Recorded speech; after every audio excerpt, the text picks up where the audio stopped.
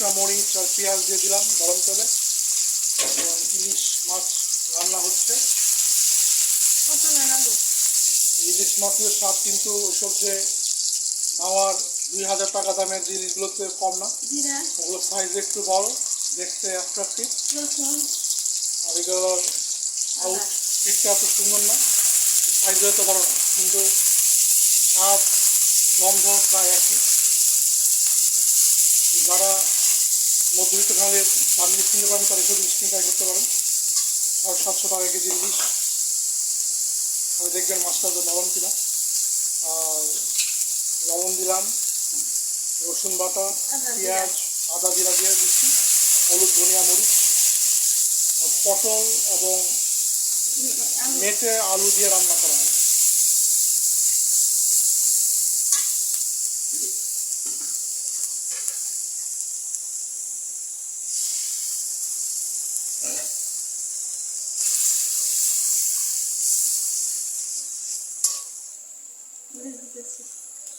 হচ্ছে হলুদ,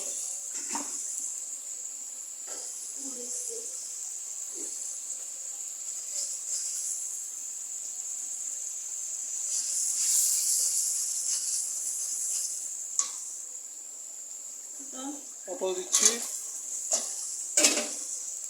পটলের ইংলিশ অনেকে জানেন হয়তো পয়েন্টেড গোল্ড।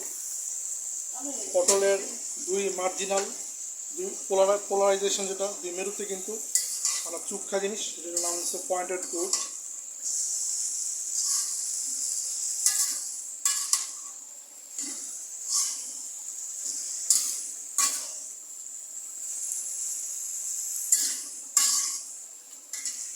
আর বাংলা সাহিত্যে তো পটলকে একটা আত্মঘাতী সবজি হিসেবে স্বীকৃতি দেওয়া হয়েছে।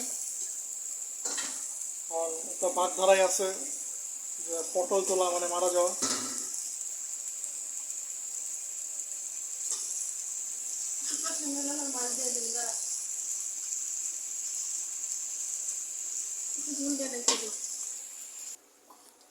বন্ধুরা, মাছ দিয়ে দিতেছি ইলিশ মাছ।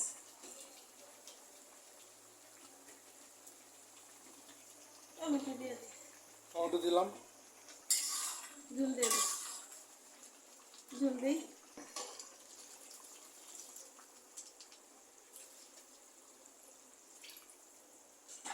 ঝোল দিয়ে দিলাম। ইলিশ মাছগুলো কিন্তু মানে কম ধুবেন, তাহলে ফ্লেভারটা থাকবে। ইলিশ মাছ কিন্তু বেশি ধুইলে আবার ফ্লেভার চলে যায়।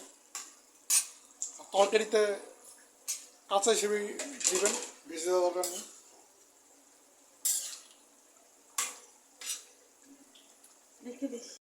দেখুন বন্ধুরা, তরকারি প্রায় হয়ে গেছে। গরুর মাংস, ইলিশের তরকারি, আলু করলা ভাজি, ভুনা ডাল, ফ্রাইডে ভাইবস। সাবস্ক্রাইব করবেন, কমেন্ট, লাইক, শেয়ার করবেন। আসসালামু আলাইকুম।